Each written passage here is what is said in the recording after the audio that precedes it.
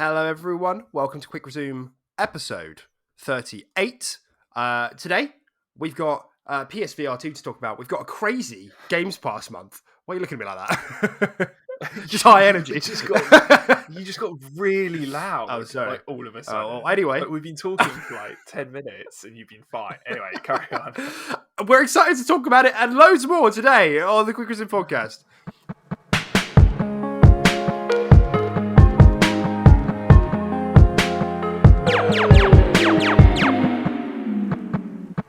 Great. Hi. Welcome back, everyone. If you haven't been here before, my name's Deck. Over there, that's Tim. Hello. And we generally do Xbox podcasts. So, yay, we did it. We're here. Last week, we spoke about kind of what we're expecting going forward for the year 2022. And now that we're kind of settling back into the regular sort of cadence of like news beats, there are news beats. So we have news beats to talk about amongst other stuff. But as we always do, be nice to do a little check-in. So Timmy Wimmy Pudding Pie, hit me with it. How's it going? Damn, I'm changing my Twitter handle to that. It's a bit more crazy. intimate. Yeah, man. Yeah, week's been good. Fucking back at work after the Christmas break. Absolutely knocked me for six. My God, I'm sure everyone that's working can say the same thing. First week back is rough as hell, man. Actually, do you know what that reminds me of when we tried to play Halo? What was it on the Tuesday? Like the first day back. God, we were all like, oh my God, this is the worst. Yeah, it really shows that, like, I don't know, as lame as it sounds, you do have to be like, it's like your reactions have to be like proper on point, and you have to just be level. I don't know, there was just something not balanced correctly in our brains, like lack of sleep and just work and stuff like that. I mean, I'm pretty sure I crashed on that Tuesday after we finished on Halo, like pretty early. I think I like fell asleep at like 9. Like it was crazy. Like I just crashed. Yeah. So, man, it was awful.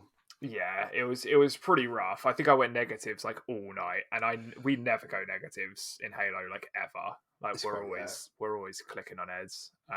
It's weird because I didn't feel like when I came out of most games, my numbers, I was definitely doing worse than usual, but like my numbers weren't that bad. Like, you know, hitting like maybe 1.5 KD and stuff like that. But I didn't feel like I was playing well. Like I just didn't feel it. You know? Do you know what I mean? Yeah. I came out of it like, I don't know why. I don't deserve to be positive that game. I did nothing. Yeah, it was very weird. Just tiredness, but yeah, just sort of chugging through the week in that regard. Gaming wise, yeah, the usual. We've been playing Halo. The Samurai event is out, so we've been grinding that. I say grinding. They're new and renewed. New and renewed, yeah. They updated it so you can get 10 levels instead of 7 now. So we're at 17, level 17 on the overall. I want to say like 30 something. Trap. Is it like 33? Yeah, 30. It's just 30. Yeah. So we're at point 17. We got some pretty cool stuff from it. Helmet, shoulder pads, some cool stuff. And yeah. So we've been doing that in Halo. What else have we been doing? We started Dark Souls 3 again as a little co-op playthrough because I don't know. I think I'm just very excited for Elden Ring. And I think you are a little bit as well. And I was kind of just I kind of just messaged you and I was like, yeah, you want to play Dark Souls 3 again? Because it's always a good time. So yeah, that's been super fun. And as always, the game just decides to just not work sometimes. Last night we were playing it. Summon sign's just not working. And we were both just sitting there like, why is there not just join co-op? Like, why is this summon sign thing like a thing? Like, It's just why not both? Like, that's all. Like, just why not both? I get that you want to have a summoning system. It like adds to like the, you know, the like how organic the world feels. I get that, and you don't want to break the illusion by just being like going into the Xbox menu and joining. But I don't care. Like, if I want to play, like that trumps like everything else. Like, if I want to experience it organically with the signs, I will. But not having that option means you come up against these stupid fucking barriers where like sometimes you want to do it and the game says no. Yeah, You know? yeah. I mean, there are ways you can do it where it's still like feels part of the game. Like, I don't know, the host can like open up their lobby or something like that, and then for me trying to join you, for example, I have to like sit at a bonfire, and then I can look at like, I don't know, just there's an option that just says like open phantom worlds or something like that, and it's just like, oh, bad juju's, and obviously you can still have like the password system, so no random people just join, and I could just be like, oh, I join this phantom's world and stuff like that. You can still kind of bake it into the game without just having this whole put your sign down and wait and fucking, I don't know. But I mean, normally it's pretty good. We've been playing it the last few days, and last night was the only time it just fucked up. Like, for whatever reason, we just couldn't see each other's signs for like 45 minutes. Like, I don't know. And we ended up just coming off, and when a system is like that and just sometimes doesn't work, and then the player ends up logging off, I mean, it's pretty bad. But yeah. So Dark Souls, Halo. What else? I don't think there's anything else to throw in there. Just Among Us, really. Oh yeah, and Immorgus, with the boys when the party gets nice and big, because BTB's still broken. Yeah, Big Team Battle is still broken. I would have loved to have played some BTB by now, honestly. I know. I miss it. Like, I don't know, man. It's just I'm getting a little bit triggered just playing Arena at the moment. Like, just this 4v4, just like a handful of maps. Like, I don't know, man. It's starting to get to me. It really is. I don't think we'll be waiting much longer. I hope not. It's been like almost 2 months now. It's coming up to 2 months. No, it hasn't. No, it's been well over a month. No, it hasn't. It hasn't. It went down the 18th. It's been about 3 weeks. The 18th of December. It was way before that. It was like beginning of December that shit was breaking. I'm sure of it. Fact check me, hit me up. I will fact check you. Because I remember it was like a week before Christmas and they rushed out a patch. And the reason we didn't because if they had that much time before Christmas, they would have fixed it. The reason it wasn't fixed is because they didn't have enough time to fix it before the holidays. So they fucked off, went and had a good time, bit of an R&R, fine. And now we're back, and obviously, so they're now picking up the pieces and being like, okay, how do we fix that? So, but nonetheless, yeah, I'm with you. It is annoying, and it is a long time, regardless of whether or not they're in the office. Especially when. What's that? My screen started flickering for some reason. Okay. Carry on. And it really doesn't help the fact that, the game, even though we have had an injection of new modes and there has been an injection of like events and stuff, the amount in the game is still just like satisfactory. So when you start taking stuff away from that, it starts to become a bit rusty. Really not the correct adjective, but I'm going to use it anyway. So like BTB would be really nice and refreshing for those times that you just want to have those casual moments where you've got lots of people in the party, because it's fun, man. It's really fun to just play around, even if there is only 3 maps, like, whatever. But it's not just the maps and everything like that. It's like you said, it's the different game modes. It's the different pacing of the game. It's like, it's vehicle combat. I can't remember the last time I actually fucking used a vehicle properly in this game. They don't really exist in quick play. It's shit like that, which is so funny. Like, and just so much different. Like, BTB is its own beast in itself. It's one of the best things about Halo, and I'm pretty sure everyone can agree with you as a returning game mode. BTB is one of the best things about Halo multiplayer, and we haven't had it for fucking ages. And it's starting to trigger me. It makes me not want to play it as much, which is why I kind of suggested Dark Souls a little bit, something else to play, something else to distract me, because I didn't actually want to hop on every day and just play quick play on like 5 fucking maps. I've been doing that for 3 weeks, and I don't want to keep doing that every day. It was starting to get to me. Yeah, but yeah. I think that's fine. I think there probably is a wider discussion there about, while we're on the topic, just about kind of, now that we're like comfortably at the end, like we've reached the end of the battle pass now. I think we had by the end of last week or whatever. Yeah. And obviously like the events are sort of keeping us coming back, and the gameplay is keeping us coming back. But, I think, how are you feeling about the season length and like the rationale behind that? Because obviously originally it was planned to be 3 months, and they were going to release co-op on season 2 after 3 months. And they said, well, actually we're going to make season 1 6 months. And hopefully release co-op at the start of season 2 after 6 months and May. And I don't know why they decided to do that. I don't know why they didn't just say, we're going to knock it back so that co-op is going to start in May and season 3 and Forge will be out in season 4. So I don't know why they've decided to make this one 6 months unless they have like a gigabrain plan to like extend the battle pass or something. Because I feel like a lot of people are going to drop off here. Yeah. Oh, so this is the only battle pass. This is the only season that's lasting 6 months. Yeah, they're all. Other than that, expectation is that it's going to be 3 months. Okay, and on the topic of Apex is 3 months as well, isn't it?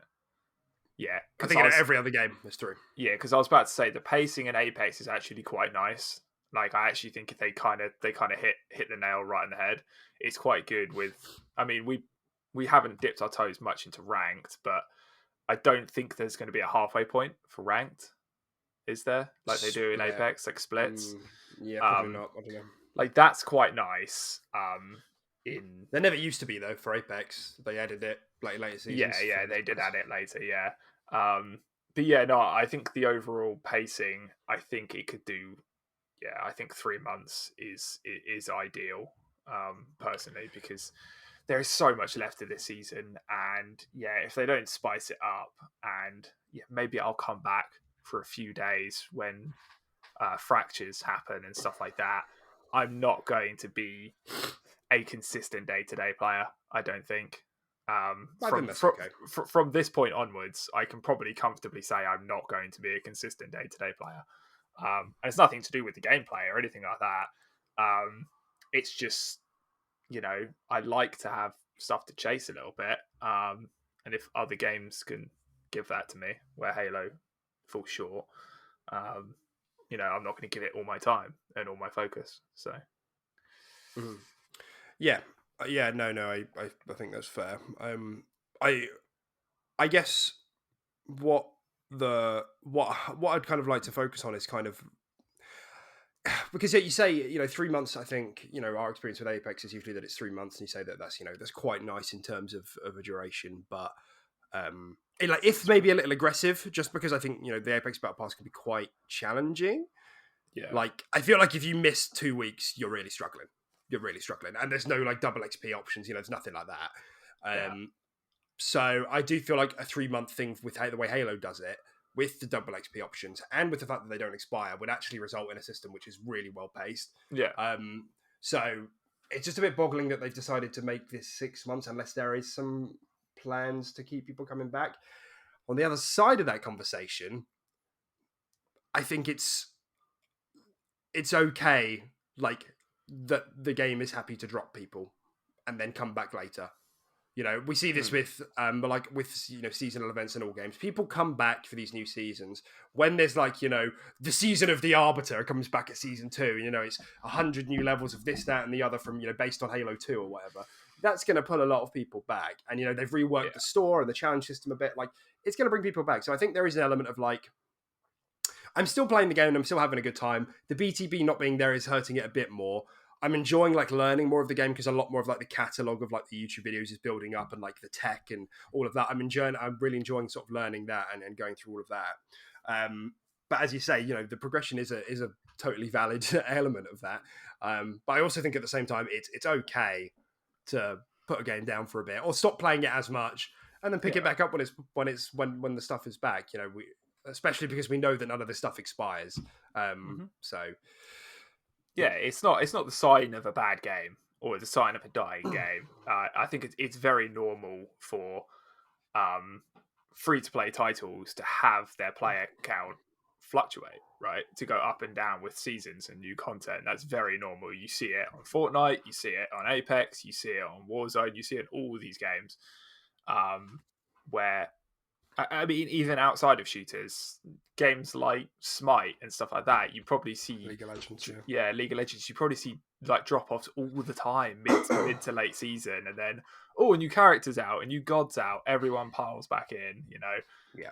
That's very normal for a free to play title. So I don't think Halo's doing anything wrong here, but they could definitely do some tweaking here and there. And I think this season, like you said, is just especially more painful with the issues with BTB and them doubling it for whatever reason. And there is some cool stuff coming up that's been data mined and been looked at. So, but then that's just such small periods of time, right? We're going to come back. we'll play it for like 2 or 3 days, and we would have got everything for that fracture for that point, and then okay, well, I guess we're kind of leaving again for a little bit, Yeah. but I don't know. Well, I mean, supposedly there's uh the next event, which is on January the 18th, is coming with a game mode or two. It might be that elimination mode that's in the achievements, but there's also that attrition mode, which is like banked lives. So it's like you have 10 lives between your whole team, and if Yeah, once that'd be they're gone, cool. you lose, sort of thing. Yeah. So I think things like that, will inject a bit of life into it as well. And I think, if that's what they're planning to do across this 6-month period instead of adding any battle pass, that's okay. It's just, making sure that stuff is being added, because it's, stuff needs to start being put in, that's the thing, because if a lot of the cosmetics are going to be in a rotating store, then it doesn't necessarily feel like stuff is being like added, like the package isn't becoming bigger week to week. Whereas when like stuff like game modes are injected in, or like new event passes, that does feel like stuff is being injected in. So, and obviously there things like maps and whatever. And there's been lots of like map leaks of like stuff which is the maps are already built out and the text just need putting on. So I suspect we'll see them before the end of season 1. Yeah. But maybe we won't. Maybe they'll drop a package of maps at season 2. Maybe they know people are going to drop off and are just like, let's make season 2 quite explosive. Yeah. So who knows? Yeah. I mean, season 2 is going to be launching with things like Forge as well, isn't it? Season 2 won't. Season 3 will. Season 2 is co-op. Oh, okay. All right. Season 3 is Forge. Because I was about to say that's going to bring lots of people back, because I know when we've got an itch to just fuck around and just play some custom games or something like that, or we just want to just have a bit of a chill session. There's loads of people online. We either play Among Us, or we're actually booting up MCC at the moment. So it's just like, once Halo Infinite has that baked into it, that's going to help it a lot as well for player retention. Like hugely, so much. Yeah, hugely. And yeah, I mean that's what, like, I guess like half a year away, give or take now. Yeah, pretty much. Yeah. So it's still quite a while, I guess. There's going to be a lot of game releases during that time, so they're still going to have to compete quite heavily. I mean, it's gonna be like the Forge, like they need to iron out the whole custom games thing as well, because there are some problems with that, and there are like some things that aren't there which really should be. Like you can't spawn with particular equipment and stuff like that, and because there are map variants. I know I'm not the only one to point this out. Because there are map variants. Sometimes they spawn with like a certain vehicle or another. Like you can't fix it at the moment, so that you can't make a certain like thing, which is just really weird. So you can do like dumb shit, like high speed sentinels and things like that, which is fun, but not as obviously elaborate as like a Forge or a fully thought out custom map. But man, if I assume this will be one step further than what like Halo 5 did, and Halo 5 was already like quite far ahead of anything in like the console space. Obviously we're talking things like Minecraft or whatever, but it's not like Minecraft comes with like Halo shooting mechanics and things like that. So you pair these things together, and you're right, it'll be absolutely massive. I imagine someone will make Among Us in Halo. So, yeah. I have to admit, I could definitely see that happening. Yeah, maybe it'll have voice chat. Just go around with an energy sword, stab people in the back. Be great. Yeah. Oh yeah. There's so much potential there. It's just a matter of when. And yeah, I love that game to bits, and I'm not bashing on it when I say that. I'm slowing down on it. I'm dropping off a little bit. That's nothing to do with the game being bad. It's just there's only so much you can keep that kind of pace up for any game, like literally any game, like even our childhood favorite games, Monster Hunter, like things like that. There's only so much you can play that before you just start to slow down, and we love those games dearly. So we did exactly the same with Apex. Yeah, 100%. Whereas in season 2 and 3 we put it down. I think it was around season 6 and 7 we put it down as well. So you do just kind of go up and down on these things, just because of burnout or game things, whatever it is, and it's a bit of both probably with Halo. I think it is. Yeah, we put a lot of game time into Halo pretty damn quick. Considering I'm on like 6 or 7 days. Yeah, considering it's a shooter as well. Like that's like it's been a while, like since I've done that on a shooter. I'd say like Apex at its best, like bigger season for us, we've probably done something similar. And then apart from that, we're probably going back to like our Black Ops 2 days was the last time I played a shooter that fast, consistently. It's been a very long time. Yeah, man. So Yeah, I mean, so that's kind of where we're at with Halo, but it's, I think there has, because we spoke about sort of like a player drop off, and it was about normal, it wasn't anything massive like we spoke about this last week. And I imagine everyone else is largely feeling what we're feeling, and I'm sure the team is acutely aware of that. This is why I think there's probably a BTP fix around the corner, assuming it's not in anything which is like uber like difficult to fix. And then there's obviously, like I said, new event, new game mode around the corner as well. Maybe we'll get like a bit of a roadmap. Maybe that'll get people like renew people's interest in sort of like what's coming up, when they can come back, things like that. Yeah, all I know is that there's a lot of stuff in the game. 343 is a massive team. Remember that. There's like 450 people. That's a big team for one games as a service. Most teams like Respawn isn't that big. Respawn's like 200, I think. It's like half the size, so you can expect there to be like cranking stuff out. And I think it is a bit reflected in the speed that we've had events. I mean, criticize the events however you want, but we've had one quite regularly. We had like the 10 ride, then we had like the Christmas, then we've come back to the 10 ride, and then we're going back to but the Christmas didn't actually add anything. It just gave us stuff. But, still. Like, it didn't change. It didn't add a game mode. It didn't give us anything like that. It just gave us like a tracker. But yeah, for sure. But it's still, you can tell there's a lot. And having a look at like the data mining and stuff, I may have said this before, I can't remember, but there's like, I would say 3 of every 4 weeks has an event going on. At minimum 2 every 4. So you've got an event pretty much every other week at minimum. So that's quite a lot to be like, I'll just have a quick look on the game, see what's there. Oh, level 7 is quite cool. Okay, I'll play this week and try and get that. Mm-hmm. Yeah, for sure. Yeah, I mean, I don't have an issue with the way they're doing that at all. In fact, right now that's what's keeping me interested. That's what's keeping me poking my nose back in every now and again. So yeah, if they didn't have that, I probably would be knee deep in Apex by now. Yeah, cool. Well, I guess that's kind of our touch on Halo. I mean, I wanted to ask if you've had anything else that you wanted to say about sort of Dark Souls before we move on. Not really. I mean, I guess we could touch on the fact that it's nice that it's frame boosted. It's nice to play it at 60, isn't it? It is very nice at 60. Yeah, it is very nice. Buttery smooth. I would be struggling if it wasn't at 60. Yeah, because it's not even like the prettiest game, is it? Like you can see like the textures, quite a lot of stuff's quite jagged and stuff like that. Like it's still a nice looking game, and like their environmental design and the way they make these areas is lovely. I mean, From Software just do that so well.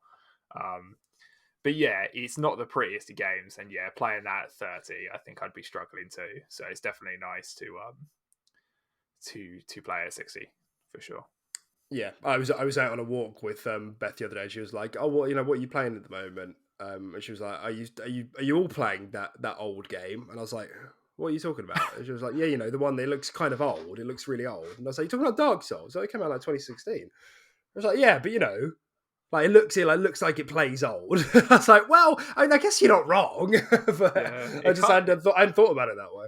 It kind of does, yeah.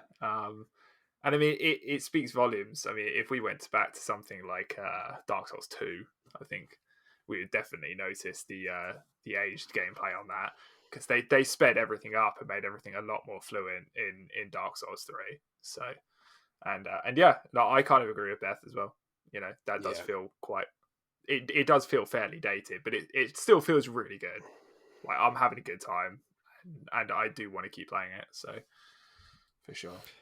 Yeah, no, it is enjoyable. There are some parts of it which haven't aged as well as I remember, like some of the combat and the movement, and definitely the control layout hasn't aged as well as I remember. And I don't know if that's just because Dark Souls was kind of before a time where I got kind of critical of games, or if it's just because other games have gotten better with movement and fluidity in combat and stuff. I don't know. Because in my mind, it felt quite good at the time. Maybe not the best, but felt quite good. I Yeah. mean, but there's like I've noticed some wonkiness with like hitboxes and movement and like inputs which are like which don't feel like super responsive. Yeah, A little bit. Yeah. Yeah, I mean Dark Souls has always had that little bit of cheesiness it does have a bit of about jank, it, where it just jerky jank. like people will just like kill you clipping through walls, or you get stuck on something. You know, Dark Souls games have always had that sort of that sort of jankness to them. But you know, it's difficulty, mate. It's not bad game design. It's just difficulty. You know, that's what it is. Yeah, and as well, it doesn't help because my bumper has started fucking up on my Elite controller too. So that's just, I mean, that's been a problem for Halo as well. But for some reason, you know, you only use it for equipment really, depending on your controller layout, I guess.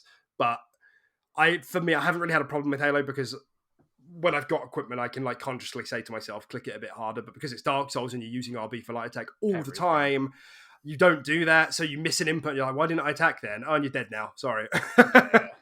Yeah. I mean, don't even talk to me about fucking jank. My controller is fucked, dude. My right bumper is like a 50-50. It's like flipping a coin every time I press it.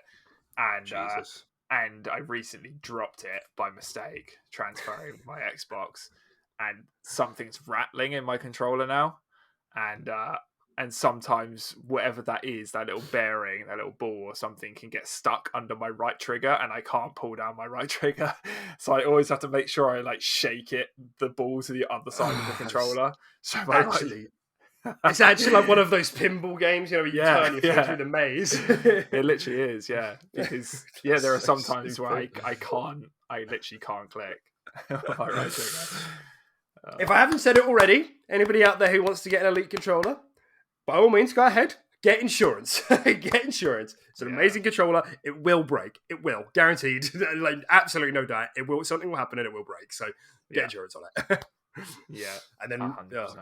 So dumb. Because I'm going to be looking to replace my. I think I've still got my insurance, but fucking it was the best. This will be the third time I've replaced it. Obviously, I've done it for free because I got the insurance for a £12. Best deal of my life. But yeah, like God, it's infuriating. Whenever they make the Elite Series 3, like God, they need to get this right. Because it's infuriating because the controller is so good. That's the thing. Yeah. I wouldn't be annoyed if it wasn't so good. I wouldn't keep buying it. I'd have just said, fuck yeah, I'm not going to use this anymore. I'll get a third party one. But it's not. It's so good. It feels so good. And like it has this whole premium experience with the, you know, like the rubber wrapping around it and you drop it into the case and it just buzzes and lets you know. I love that. I know faffing around with like jamming a controller in it. You know, like I love that. But jamming a cable in it, sorry. But yeah, that's what's annoying about it. Yeah, they definitely need to make them better. And I don't know. It's still a bit inexcusable, to be honest, because we are on the Series 2 by now. You would expect them to have ironed out those issues. Fine. Series 1, it was a good controller. It broke. Fine. You expect them to fix that for Series 2. Series 2 was just as bad in terms of it breaking and its durability. Fuck me, they better get it right third time. Like, Jesus Christ. Yeah, no, it is. And the worst thing about it is that, like, I think you're going to have problems with the controller here or there. That's fine, but I think the biggest problem is this bumper issue, which has been a problem since 2013. Yeah. Like, you know, since the original Xbox One controller, people's bumpers start fucking up. You know, I remember on my I think it was on my Elite One actually. I think I originally got my Elite One because I wanted an Elite controller, but because my right bumper started going on my original Xbox controller. So I was like, cool. Then the bumper went on that, took it apart, Frankensteined it, bought a new third-party bumper, you know, fixed that in. I think I did that twice in total. And then obviously I got a Series 2 and I've had to send this in for replacement. Because of the way they've designed it, you can't tear this open as easily and to like replace it yourself. So, you know, it's so dumb. Like I have to imagine that because maybe it just has to do with like the core design of the controller. Because, you know, the bumpers are just one long strip and something seems to happen with that every time, like the way it bends or warps over time. And maybe, like, I have to imagine that they've got a, like, next-gen controller in development Mm. that's like designed differently. You know, I know they didn't release one alongside the launch of the Series X, but I have to imagine they've got one which is like maybe doesn't have like the adaptive triggers, but has some feature which Xbox can point to and say, okay, well the DualSense has adaptive triggers, but we've incorporated this really nice new feature. Yeah. And hopefully that'll solve the issue. They can totally solve that. Hmm. Yeah, yeah. I'd like to think they've probably got something in the works, especially as that's one thing that PlayStation kind of have the edge on right now is that they got a cool new controller and it is actually really fucking cool and it's very well designed. Uh, I do think I'm sure they've got something in the works or being designed to combat that in their own way, right? So Yeah, hopefully. absolutely. I can't remember exactly what it was, but someone asked Phil at some point if what he thought about the adapter triggers, and obviously he's very complimentary. I think that there was an implication that they were looking to do something similar, but I can't remember the exact context, so don't quote me on that. But it wouldn't surprise me if they are. I'm sure PlayStation have patented their exact version, but obviously Xbox have had the rumble triggers for a while. But much like anything, it only really ever got supported in a handful of games, and they wouldn't look lovely when you use them, like Forza and a couple of other things. They are lovely. Yeah. I would never use them for a competitive shooter because it just gets annoying. And so then it just begs that question of then like how useful is this thing? Because it's like on PlayStation, I know they've been amazing for the first party titles. But from what I've heard anyway, like Returnal and Ratchet and Clank, apparently they've been fantastic there, and obviously Astro Bot is sort of a bit of a tech demo and things like that. Demon Souls, it was really good for as well. Demon's Souls, right? But then outside of that, like third party games, like the support is really varied, and some of them it's just like, oh, well, it like rumbles a bit when you use it, or there's no support at all. So it just begs that question of like, do we hike controller price up by 15 quid for this feature that? But having said that, now that Xbox are on this roll with like the first party games, and the intention to have one every quarter, maybe it would be a worthy investment because you can really hammer home on that experience. So yeah, we'll see. I agree. I wanted to. So just while we're on the topic of like cool PlayStation hardware, we're going to pivot into PlayStation VR2. But before we do that, I just wanted to give a quick shout out to Microsoft Rewards this week. If you haven't done it already, because we kept saying we're going to try and make this a section, but I just wanted to just remind everyone because we've got like the January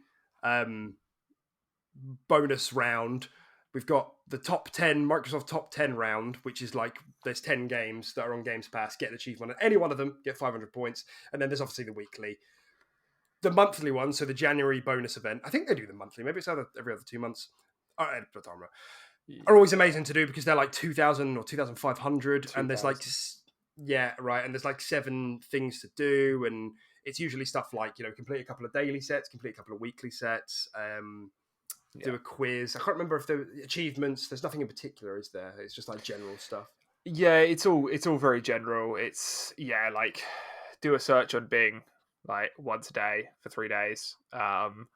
Get some achievements. I think it's 3 achievements on any Xbox game. And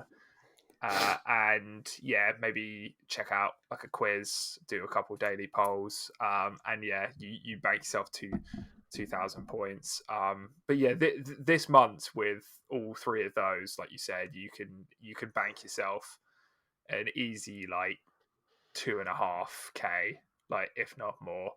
And it's 5k for a fiver voucher. So you can just literally just activate, do a couple searches, play your games, and you bank yourself like £2.50 or £3, in sort of credits that you can use on Xbox. So yeah, it's definitely worth checking out. Yep, absolutely. And we since I got Tim roped into this, we've been building up a nice little collection, haven't we? I think I just cracked 50k points. I did. Nice. Yeah, I think that's huge. Pretty good. I think I'm on about 10k at the moment. And obviously I'm ramping up my weeklies, so very nice. That starts to increase quite quickly, quite fast. Yeah. So yeah, I've started doing the daily sets on on Bing as well. I initially hadn't been doing that, but since Halo came out, I just thought I'm literally going to transfer this money straight into the Halo store. So Yeah, I yeah, might as well do that. And you can also turn on auto renewal. I don't know. Have you got that on? Do you know what I'm talking about? yeah. The one where you can auto renew a £5 voucher for like 500 less credits or something. Yeah. That's right. So the important thing to know about that is only do that if you're like actively playing a game that you know you're going to spend money on, because the money you get from that expires in 3 months. Don't know why. If you buy money, it will just go straight to your account and you hold it. But if you get it through the auto renewal, it will expire after 3 months. Okay. So yeah, so just something to bear in mind. So like I said, while we're playing Halo, it's good to do because you get cheaper rewards and then you can just use it immediately. But if you get it and you forget Mm, about it, it'll vanish into the ether. Um, so yeah, important to bear in mind. yeah. I was trying to think if there was anything actually on the top 10 that was easy to do. I can't remember the whole games in front of me. Don't do Sable. Do not do Sable. Sable is on Yeah. there. The first achievement takes fucking ages. Don't bother. The game might be few. It really wasn't for me. I just tried it because this gave me the little push. It looks so pretty. Fucking boring. Yeah. But it's not good for the first achievement anyway, so don't worry about that. Among Us might be quite good if you haven't done that. Maybe just go into an online game and survive or something. I think they're quite easy, the first set of achievements. Or even Yeah. customize. There might be an achievement for just like putting a hat on. Um, Yeah. Yeah. I can't remember what other games are there. Was Outer Worlds I there? I can't remember. I maybe I seem to remember like Aliens Fireteam Elite being on there as Oh well. yeah, yeah. Aliens is there, Um, but we haven't played it, so I can't speak to the how easy it is to get the one achievement. yeah, but I'm sure it's not too bad. yeah, no, yeah, it's really easy for anyone who hasn't even thought or know what Microsoft Rewards is. It's very easy to set up. Download the app off the store. Bing bang bomb, you're done. You just got to make sure if you're doing stuff like searches with Bing and stuff like that, you've got to be signed into your Microsoft account that's on your Xbox, that's tied to your Xbox account, and then it will start to register it. But essentially, you just do really trivial tasks. It gives you credits, and you can convert those credits into money. You know, and yeah, it's pretty nice. You know, I can basically secure myself a free fiver every single month that I can just put into Halo, and I really don't do anything out of my way. Really, you know, maybe I boot up a game to get a quick achievement. It takes me 10 minutes, you know, something like that, and that's on a week that is quite, you know, a little bit out there for me. Most of the time, I don't have to do anything new. I can just do my normal shit. Yeah, So check it out if you haven't done it already. My voice just did a weird thing. And just so and yeah, excited. free money, free money. Free money. Yeah, and I guess the other side of it, which we didn't mention, was the Games Pass quests. 'Cause I don't think a lot of people know about that, or because it's kind of buried, and it's the same It's thing. very buried. Yeah, Yeah, you can't. So you can't access it. You have to go into the Games Pass app on Xbox, scroll like 6 pages down, and then there's eventually a bar that says Games Pass quests, and does it not do there's it on the Games Pass app on the phone? Can you not see it on that? maybe. I would imagine you could, but things there are again really easy. Like boot up 5 Game Pass games. Now you can literally cloud stream them, so you don't even have to install them anymore. If you're big into discoverability, you can just literally click a few, maybe play the first 5-10 minutes if you're interested. You don't have to, but then again, this will give you like 50 extra points, and this all adds up. A lot of this stuff I kind of get organically, and it'll pop up at the bottom of the screen, and it will say, daily quest complete. Just have a quick look, and all of that adds up as well. Every now and again, I'll just check on the app to see if there's anything I'm actually interested in playing. For me, it genuinely gives me a bit of a push in terms of like discoverability. I'll have a look and I'll be like, oh, I've always wanted to try that game. Maybe I'll just give it a quick go now and see how I feel about the first 5-10 minutes. Um, Yeah, get some points on the way. So that's worth keeping an eye out for, because I get points from that regularly, and because Halo is actually on Games Pass, I like get it every day, which is great. It just pops up and it says daily reward, and it's like, yeah, thanks, yeah, that's amazing. yeah. So yeah, all of this stuff for Microsoft Rewards, definitely check it out if you haven't already. I know people that there's a really good subreddit for it, really helpful people on there who will like tell you how to do, get the easiest thing for the week, r/Microsoft Rewards.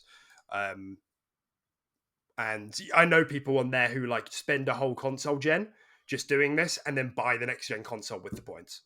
So they'll just spend Damn. like 6 years doing it and accumulate, like 400,000 points and just buy the console. That's crazy. Yeah, like you can straight up do that. They won't stop you. You just buy it. You can just do it by Microsoft Store, buy in-store credit, things like that. And Yeah. people do that. So something to keep in mind because it is genuinely actually very good value. I think in terms of a loyalty scheme, it's one of the most rewarding that I think I've ever seen. So Hmm. yeah. Yeah, I agree. Yeah, I never normally do shit like this, but it Yeah. is it's something that even I found myself going back to and doing consistently. So, and I'm a very lazy person, so speaks It's true. volumes. That thanks, man. Anyway, that's a really long tangent. The next bit was obviously PSVR2. So PSVR2, first reactions, buddy boy. What do you think about this? Mate, you're leading this. I literally don't know anything about this. I even said Oh, like really? I haven't even watched like the trailer on it. I mean, Well, no, all but I know just the is news. that all I know is that VR for me is I don't really like it. It's okay. I still see it as a bit of a gimmick, and like it's gaming as an effort, right? Like I like gaming to be quite chill, and you just hold a controller, you just do your thing. Like VR is quite a lot of effort. It's a lot of faff, and that's kind of not what I want when I'm just playing games personally. Um, but hey, like I said, I actually don't know anything about this, so it could be pretty cool after you start speaking about it. I don't Just out of interest though, like what would make VR not faff to you? Like what is it in your head that makes you think VR is faff? know. The fact that I have to have a very clear and open space when I'm playing it. Like I would literally have to like move shit around my room or find a room that has quite a lot of I don't think you have space. to though. You could You just sit can't. down and You wear it can't. and play the games. I don't think you need to stand up for any of them. Uh, I mean, the what obviously this is only based on the VRs I've tried. Like Oculus and stuff like that. Um, they do recommend you have quite a lot of space and stuff like that. Not like tons, but like a decent amount. Especially, Mm. but yeah, I mean that's obviously if you want the full experience. Obviously, these controllers you're holding do come with analog sticks. You can use that for the movement rather than just sort of moving around yourself or like walking on the spot or stuff like that. Sure, I guess there are ways around it. But I've always found the goggles quite uncomfortable as well. Makes my eyes sweat, very heavy on my head, hurts my neck after a while. Jesus. Yeah, dude, if you ever Did you have a worn 20 one, kilogram weight on your head? if you ever worn one for a period of time, like an actual gaming session, No, I well, guess not. like I've worn one for a solid like hour before, like playing it like actively for like an hour and wearing it. And it does, man. You sweat inside that thing, like around your face, and it weighs down your head. Like these things weigh a decent amount, and it can be quite strenuous in your neck. You take it off, and you're like, oh god, like it's just Okay. it's shit like that that's just a bit inconvenient, right? Okay. Um, for me at least, but Okay. I think that's really interesting. So there is like the element of like comfortability mhm. for you, and potentially space. So like if we were to just like pretend that devs have gotten really good at making games where you actually only need like a foot in front of you because all you're doing is like essentially this. You're just moving your arms out. Like all you need is like what they call it, like wingspan, like length. Yeah, Yeah. Assume it's that because I remember like we all had a Nintendo Wii and they said that and they're like make sure you have like 6 kilometers either side of you so you don't hit stuff and it's like shut up Nintendo, I'm not doing that. yeah. And and then occasionally someone would smack their light bulb out of the sky, but it's all in good fun. So assuming that like devs have gotten really good at that and like are making games around a like typical bedroom or living room experience where you're not running around other than like the outline game because how I think about it is that there would be outline games like Just Dance or where you do genuinely need a lot of space, but those ones are like okay, you need a lot of space. But something like Half-Life Alyx, that's kind of just a pick up and play kind of like look around and like maybe swivel on a chair if you're feeling a bit crazy. So I Mm. guess a bit of space, but like I don't feasibly see why you could do it these games from like where you're sitting at the moment. I imagine again I don't know, but I feel like most of these games are kind of they don't require super space. I think the other thing is like cables. Mhm. Yeah, it'd have to be wireless for me. Right. Like, yeah. Are there any? Are there any? Does that exist? Are there wireless VR systems at the Yeah, moment? I'm pretty sure I used the Oculus. One of my mates. Oculus Quest. Yeah, I used the Oculus Quest 2 or something. He had like the latest version of it, and that was purely wireless, the headset and controllers and stuff like that. And Cool. I definitely did like that a bit more because I've tried a wired one as well, and a wired one is just trashed here, dude. I just don't like it at all. So for me, it would definitely have to be wireless, and they do them. That's an answer to your question. Okay. Okay. And how about like the actual like visual experience? Like, did you experience any motion sickness or like field of view, or like did it look good or look bad? Like, if you had to compare it to like a TV screen, like what sort of resolution would you? Yeah, it's not great. It's definitely worse than like a TV resolution, and I always feel like it's the vision seems a bit warped. Everything is a bit more warped than just staring at a TV. Nothing is perfect in that regard. Um, and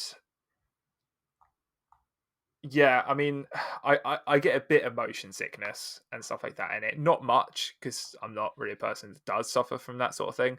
Um, but there is only so long you can play VR.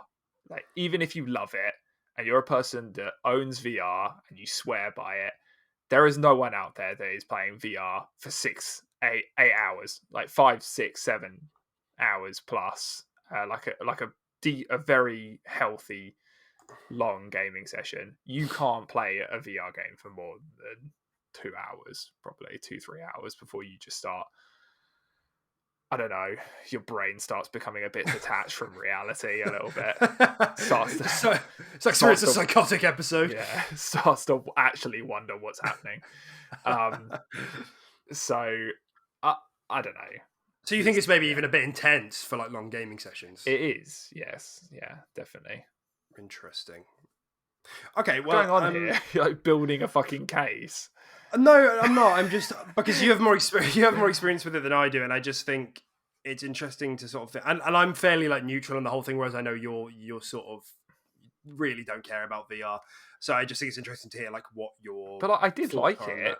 Like I didn't have a bad time when I played it. Like, but I would just never ever buy one personally. Right. It's There's so definitive. they're expensive. Like I said, they're uncomfortable. They're kind of inconvenient. You kind of can't play them for very long before you start getting like headaches and just feeling weird and all that kind of stuff. And it's just like I don't know. Like, why would I Okay. spend the equivalent money on something like that or more when I can just buy a console or a PC rig or something like that Because that it's doesn't do these things? the next evolution in Well, gaming, fine. Tim. When I can get sucked into the TV, then I'll buy VR. Whoa! Until then, no. Yeah, so I mean, because I think that there's, you're obviously not the only one to have said these sorts of things, and I think a lot of people do attribute like that uncomfortability, not just due to the difference in the headset, but things like frame rates. A lot of people feel like 30 frames is unacceptable with VR because it hurts. Hmm. Things like field of view needs to be really wide. Again, that's going to contribute to things like headaches and motion sickness. So I think some of that you could argue is not inherent in VR, but more due to the limitations of the tech within a decent budget, sort of thing. Hmm. So I mean, with all of that in mind, then I've in terms of sort of what the PSVR2 is and kind of what it offers. It's obviously built. It's a successor, obviously, to the PlayStation VR, and it's built sort of from the ground up for the PS5. Um, they announced it at, I think, GDC that just happened. That's what's coming to my mind, but I don't have it anywhere on my notes, so I'm really sorry if that's wrong. But they kind of came at PlayStation, I think. I don't know if anybody knew that they were supposed to be there, but they came up and they announced it. And they also announced a new Horizon game for it. VR purely in a game called Horizon Call of the Mountain, which we'll swing back around to. But in terms of the specs of the system, I had a quick look online, so I'm on Tech Radar at the moment. But even based off the tweet, Hmm. we can see that it's 4K OLED display. it does have a single cord setup. So there is a wire, but it's one USB straight to the console, from what I understand. Um, and I think 4K is obviously lovely. I think, like you said, having a cord, I think I'm with you there. I can't be fucked. Like, I don't understand how you expect people to put this in their lounge with a wire. Are we just running it across the room? Are we? Like, how's this working? I Yeah. guess the demographic, because it makes me think, is that this is the thing. The demographic that they're going for with a wired PSVR is like, people who have their own gaming room and don't use their consoles as a lounge. They have like gaming setups with PCs. Like, that's who they're going for the hardcore, because Yeah. people, even people who might be at the edge of the core gamer or casual gamer, should I say, um, and might be tempted by this purchase, like a dad, who's maybe got money to blow, but isn't going to put this in the lounge. Yeah. It's just not going to happen. Kids are going to trip over it. Dogs are going to chew the wire. Like, PS5 is going to get knocked over. Like, fuck no, not doing that. So I'm definitely with you with like the whole wired thing. That's an instant killer for me. Yeah. Nonetheless, in terms of this like other stuff, they've got sense features on the headset, which I think is very cool. So like in the same way that the controller has like adaptive triggers and like the feedback, they've got like small vibrators around the headset. So the idea is that it gives you a bit of feedback. If something drives past you, or there's like bullets, or there's something it vibrates and you feel it at different areas of the headset, which I think is very, very cool. Yeah. It's cool. You pair that with like similar sensations on the controller, and you're looking at like a scarily immersive experience. Yeah, I mean, like especially for like horror and shit like that. That's crazy. That's gonna be mental. Absolutely, and this makes you. I think this is what's quite cool, because I actually, I think this is, for me, this is like, all power, more power to your PlayStation. This sounds really cool. I can only sort of applaud this sort of effort to try and move VR into a console space, because when they're firing on all cylinders in the different like areas, like the VR headset, the PS5, and the games, like they're going to come out with some crazy stuff. Like the fact that they've got their own developers, the first party team at Gorilla. I think they said Gorilla and Firesprite, and Firesprite is one of their new acquisitions from last year, working together on this. Like they're going to really be able to take hold of all those features, and like they're going to make that it's probably going to be very, very good, or at the very, very least a really good showcase of what it's good for. So it is one of those things. It's like I said, more power to you. Still, technology is not there yet for me. I don't think. No. Yeah. In terms of convenience, because I could see myself using a PS4, and I think if it was made, I think if there came a point where a VR was a complement to a TV screen,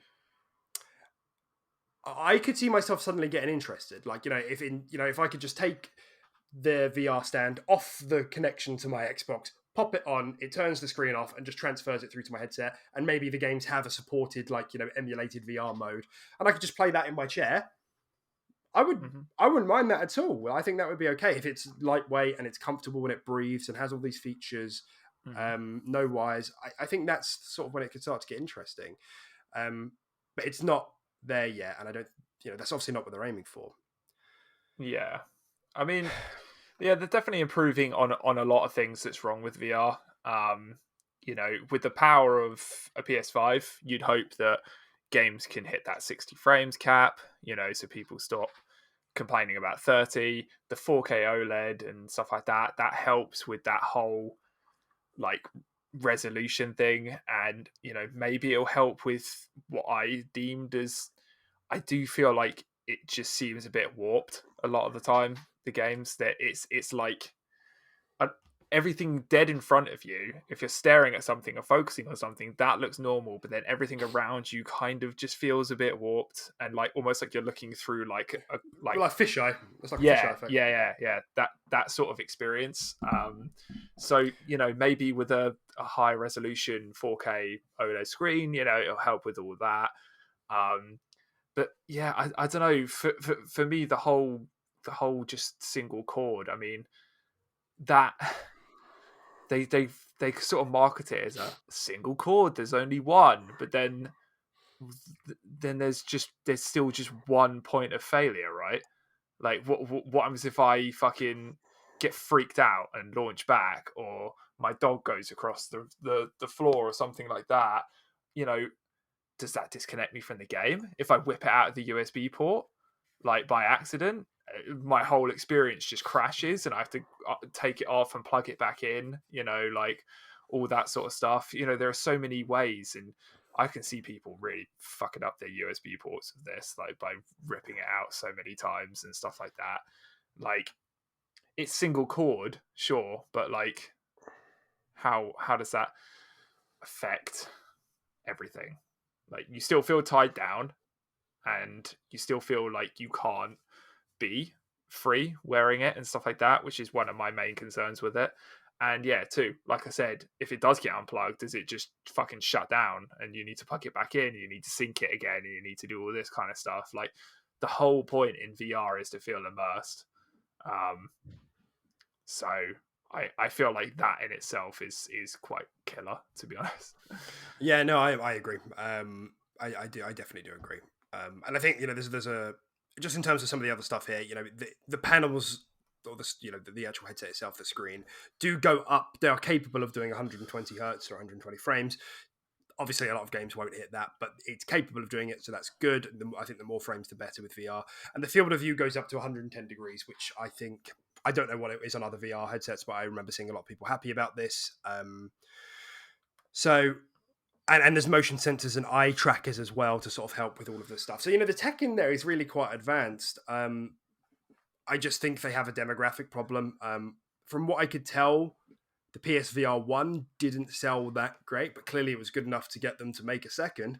So I think they're just doubling down on the hardcore demographic to make sure that the tech is good quality. And then maybe they'll branch out into like maybe a casual version, you know, maybe that's more budget, or Maybe. because that's the thing as well. We haven't even discussed price. Yeah, did they say anything about price at all? They did not say anything about price. Okay. So this is the other thing, because as much as what I said earlier about, you know, the possibility of almost like a Switch-like VR headset that you could take off the dock, pop on, and you could, like, you know, have this kind of VR experience, easy peasy wireless. Am I really going to spend the price of another console to do that? No, Yeah. I'm not. I would need it to be a low price, about $250 max. I'm not going above that. I'm not paying for the same price of a Series S for this sort of experience. And like, this gets tricky as well, because the original PSVR bundle was $500 or 400 quid.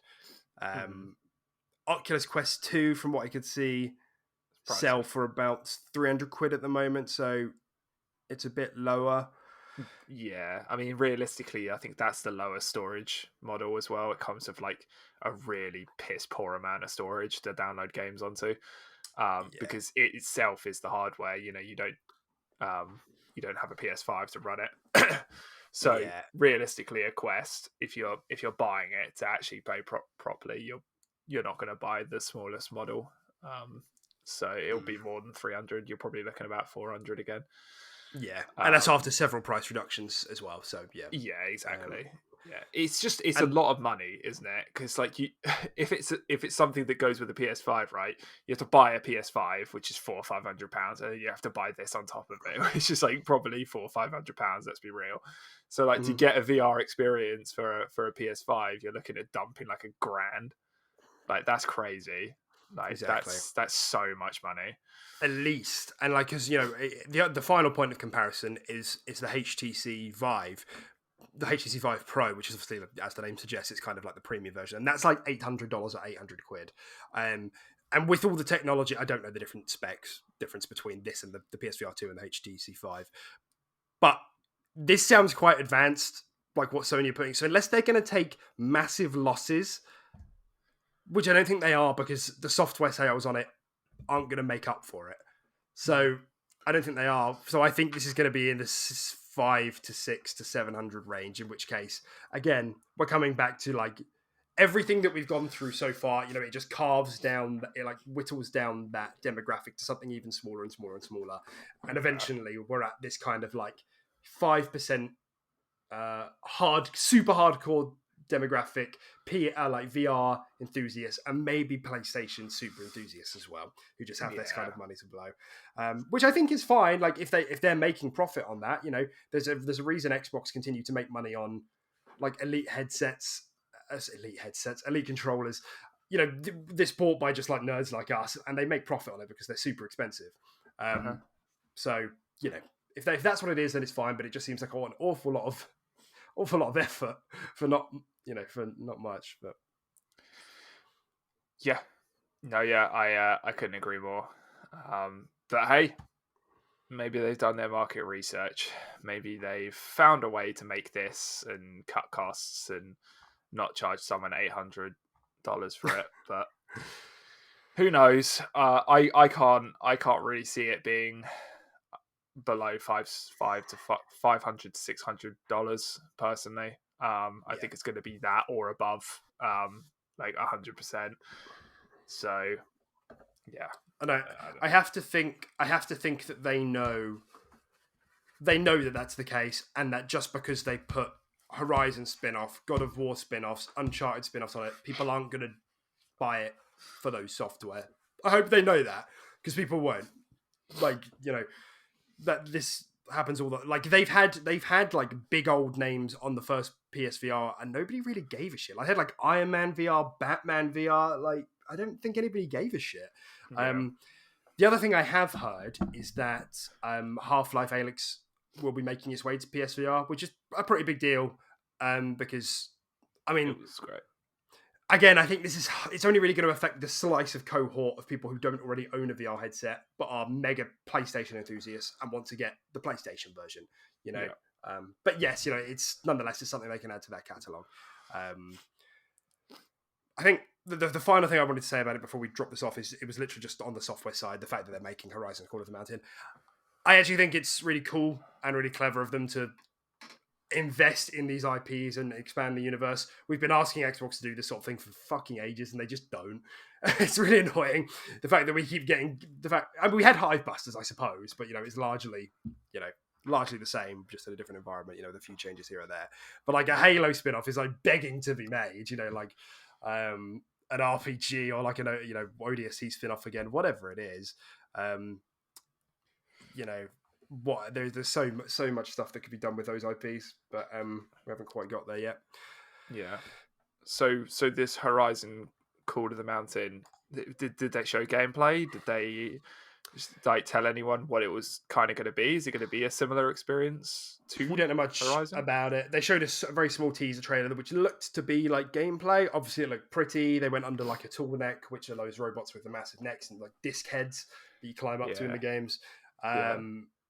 And then the trailer just kind of ended. I think the implication is that you're not playing as Aloy,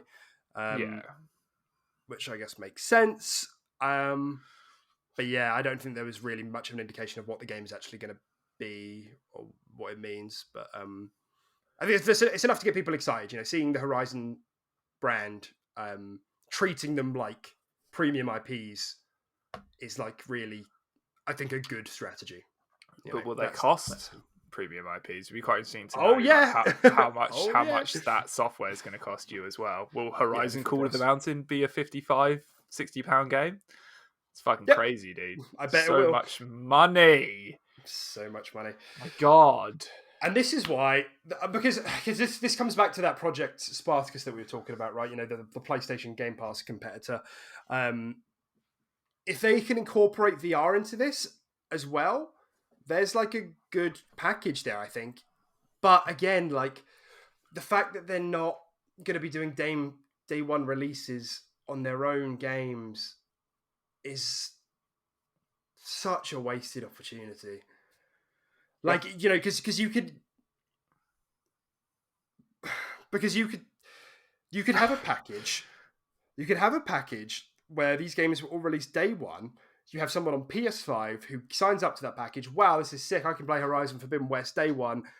What good value. This is like pretty much the same as Game Pass. Maybe not as good, but still really good.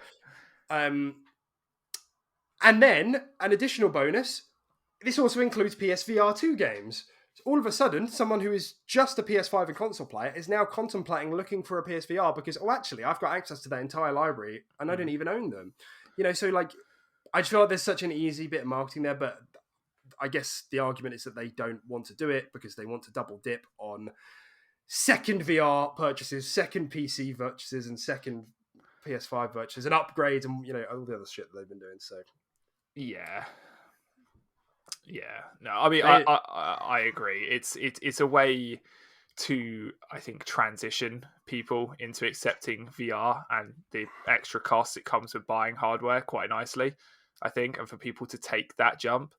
I think it will help a lot of people do that.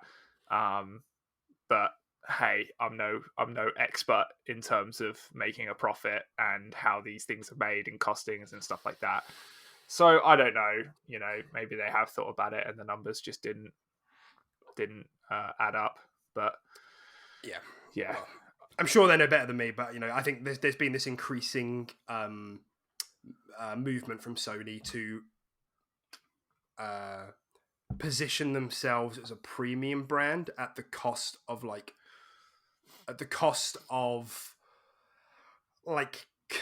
pro consumer behavior. I don't really know if that makes sense. I hope that makes sense. Like Apple does. Like Apple pitches themselves as premium, but they do fucking dumb shit like removing the aux port like 10 years too early.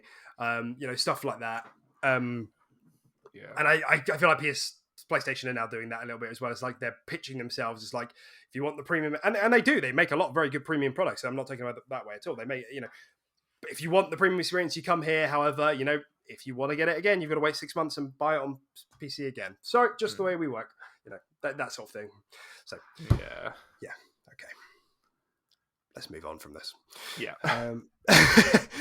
Okay. So next up, just a small thing regarding Playground Games. The studio director has left Playground Games.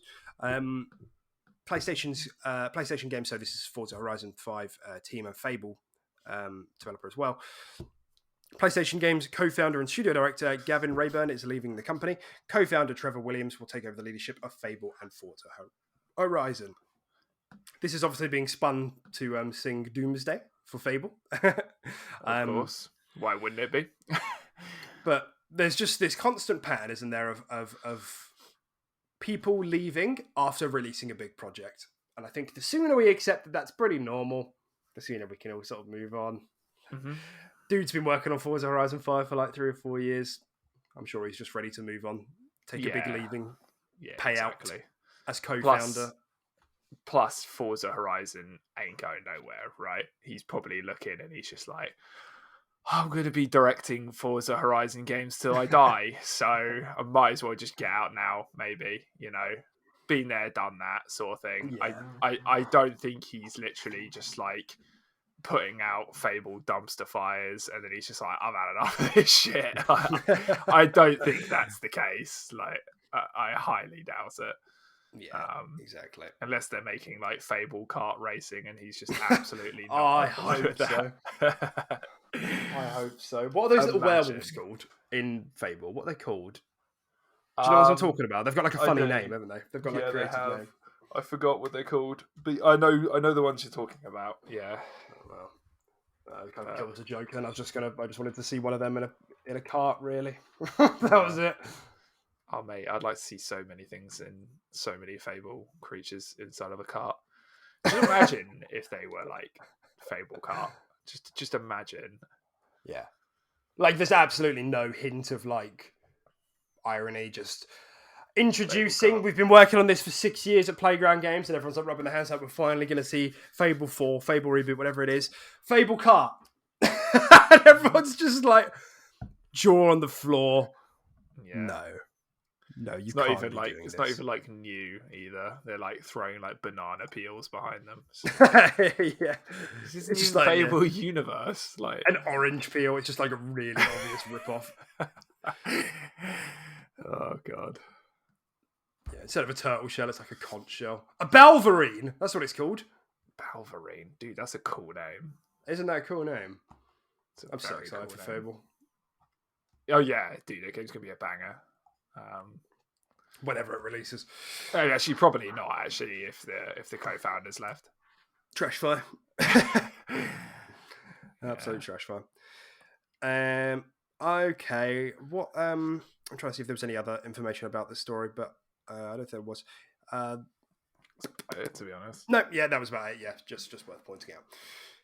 Yeah. Okay, next up in the news, we had a very funny, very kooky and quirky interaction between Ubisoft and Xbox on Twitter, which resulted in the announcement of Rainbow Six Extraction coming to Game Pass on day one.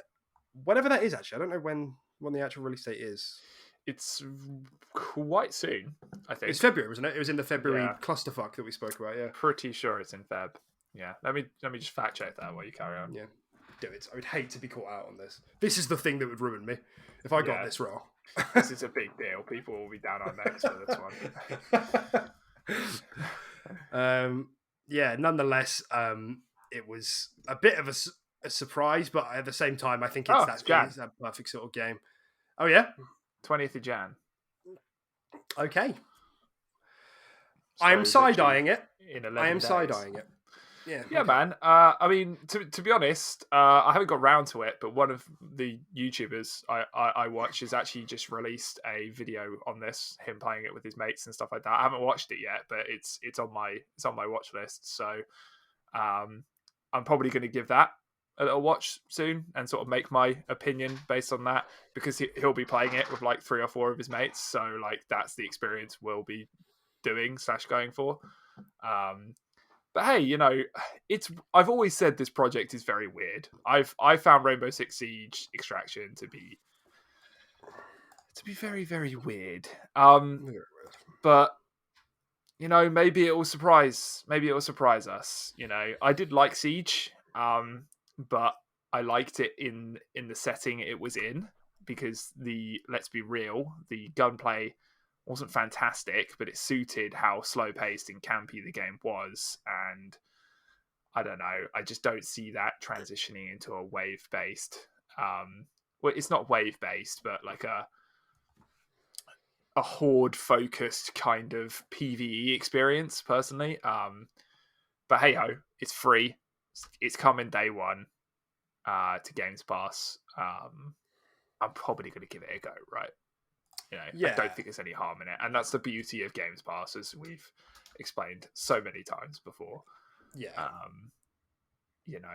There's no issue in trying these sorts of things. And I think more than anything else, I think this is kind of this is like the beginning of a pattern emerging. And from now on out, I'm going to be calling that pattern the GP4 PMG. Okay. Could you care to break that down for us, the viewers? I mean, I know what it means, but for like the viewers at home, you wanna break that down? The GP4 PMG. Yeah. Okay, yeah. So the GP4 PMG stands for the Games Pass 4-player mediocre game, and we've had Outriders, we've had Back 4 Blood, and now we've had Rainbow Six Extraction. I'm sure there are some more that I'm forgetting, but there's this kind of trend emerging where games are announced late to be coming to Games Pass day one. Back 4 Blood, I think, was actually announced quite early, but Outriders was announced like a month before it came out.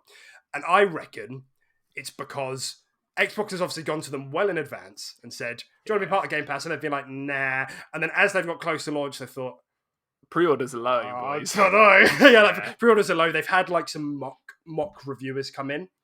And the mock reviewers are like in the 70 range, and they're like, actually, the more we factor this in, we think we're going to get more money from Microsoft's Xbox's lump sum versus the money we're going to get through sales. So I don't know what that says about the game. I don't know what that says about Games Pass. Either way, I think it's still a good thing to have, because a lot of people out there criticize that Games Pass gets a lot of fodder games, which is obviously a load of horseshit, because it gets incredible games like Red Dead and Witcher and first party games and Forza 5 and Halo. It's obviously a load of horseshit, but in terms of the third party stuff that's coming day one, people do make that argument, and I think they're based on the GP4 PMG principle, we can probably agree that is a thing which it does. I mean, we'll have to see, but I think we can But probably agree that is a thing that does happen.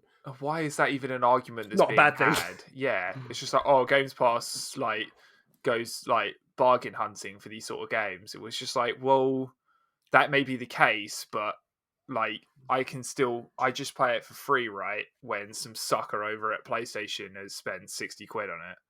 Yeah, Like, what's the big deal? Like, exactly. it's still, there's nothing negative to say I about that. lose nothing. I Yeah, lose exactly. nothing.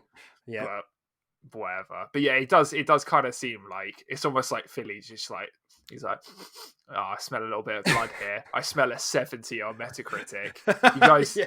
you guys want this on Games Pass, you know? And then they're just like, fuck, he's got us by the balls, man. Yeah. He's Yeah. right. This game's a 60 at best. Why did we do this? Who thought about Rainbow Six and zombies or aliens, Yeah. whatever it is? Zombie aliens. I don't know, man. But you know, cool, great. Yeah, exactly. I think because we've always said that these sorts of games work well with Games Pass, and that that's obvious. These 4-player games because it ropes your friends in, and you have a good time. It's like with all of these games, Outriders, I had a great time with that for the time I played. Got pissed off because it was a bit buggy in the end. And there's a chance I might even go back to it in the long run. But I had a good time. That's fine. Back for Blood, same thing. Had a great time with it. Wasn't perfect, but it was a good time. And I've put it down now, and I lost nothing. I don't regret any of these experiences whatsoever, just because they're mid-70s. Mid-70s is a good time. When you're playing it with friends, it gets amplified greatly. So, none, even if it is a GP4 PMG, it's still good, I think. Yeah, there's a lot of this. There's this stigma around gaming at the moment where it's just like people only seem to buy or give attention to games if they're like an 8 or above. It's just like, if a game's like chilling in the 70s, that's still a good game, guys. Like, by no means is that a bad game. A 7 out of 10 is good, right? Stop being slutty about it.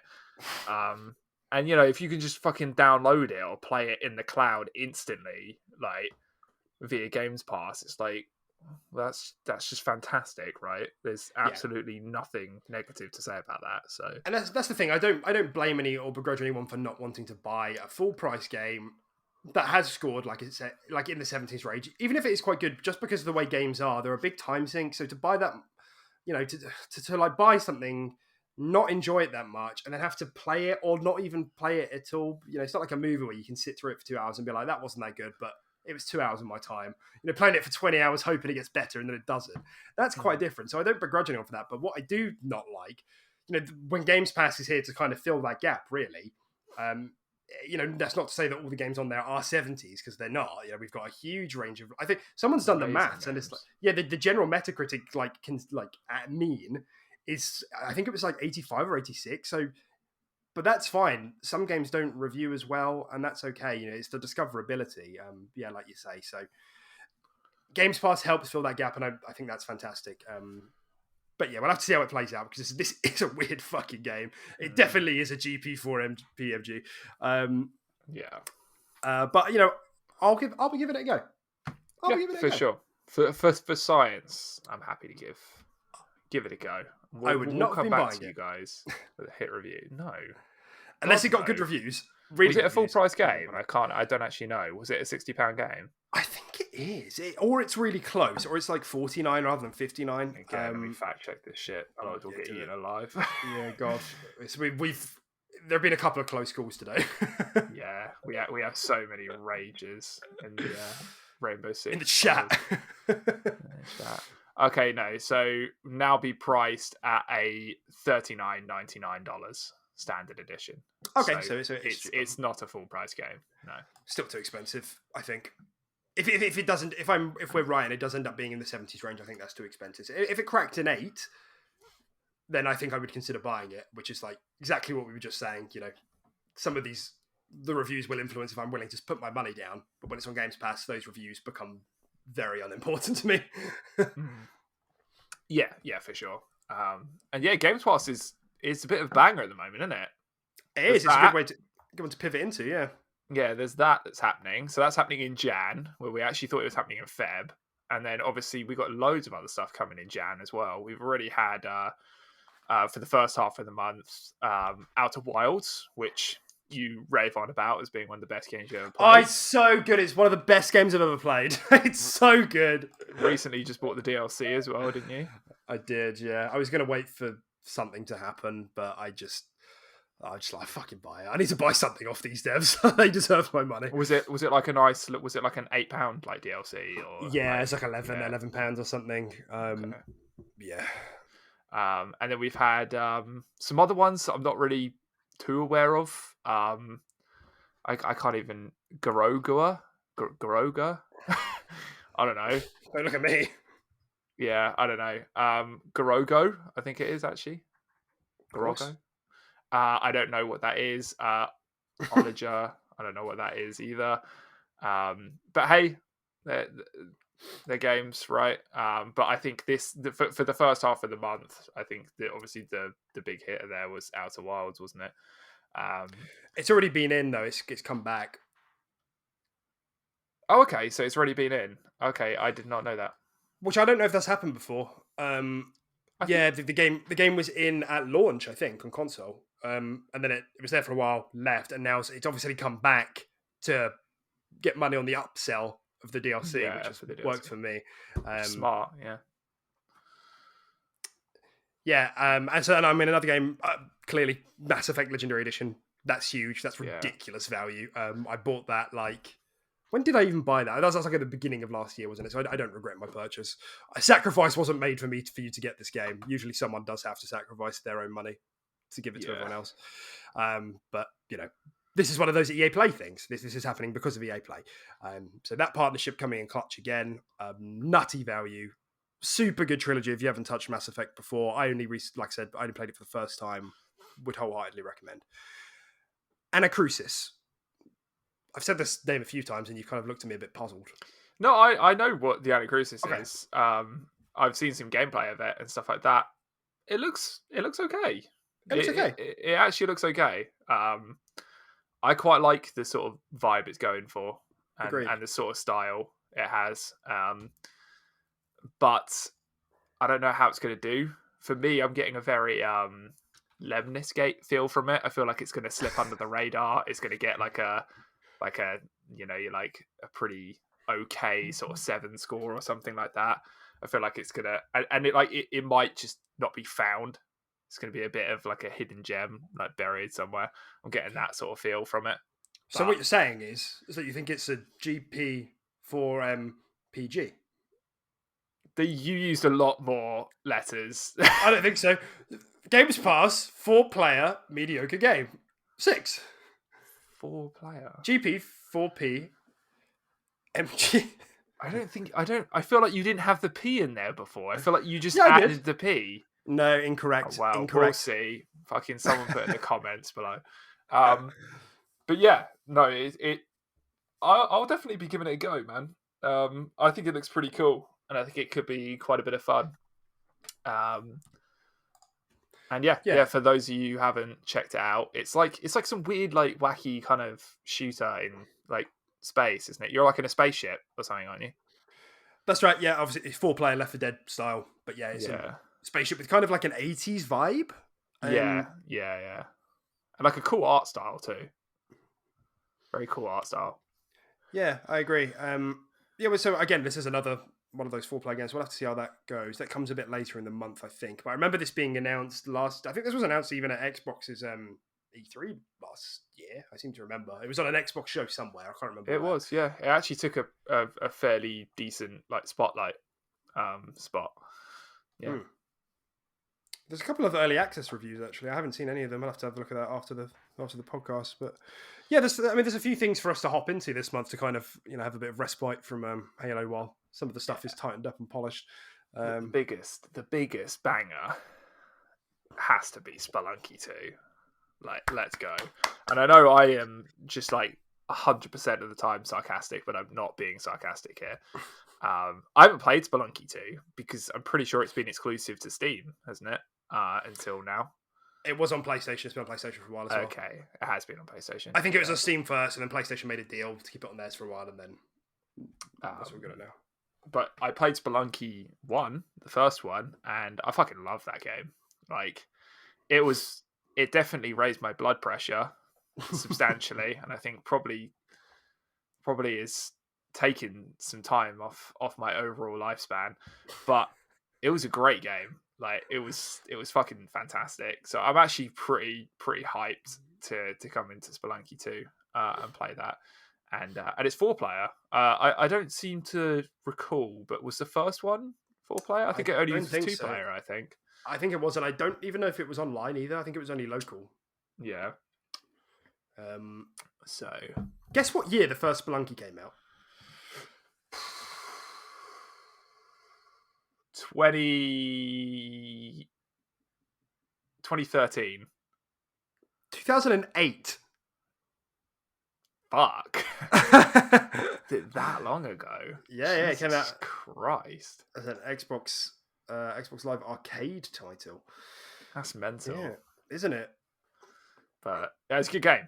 And I'm pretty psyched for Spelunky 2. So roll that round. I think that's going to be a nice change of pace from Halo for us. Definitely agree. I think we'll be able to get some other friends on board to play as well. Yeah. We'll have to wait and see, because I think my only worry is that firstly, it comes out on the 13th for those who don't know, which is next Thursday, which is a weird day to release, but whatever. Mm. The second thing is that my only worry is that it's Spelunky is Risk of Rain like. What I mean by that is that it's a roguelike. It's not a roguelite. Stupid fucking terminology that we use as gamers. So if you've played Hades, I'm sure you all have. Hades is a roguelite in that you repeat the same shit, but you level up and you keep some stuff with you. As far as Spelunky, I'm pretty sure didn't have much. Usually I think with roguelikes, there might be like very, very marginal changes or like gains you make as you go, but it's nothing like, like Hades. And this is what I mean with Risk of Rain, same thing. You don't really bring anything forward with you other than knowledge. And maybe like, I'm trying to think what there actually is.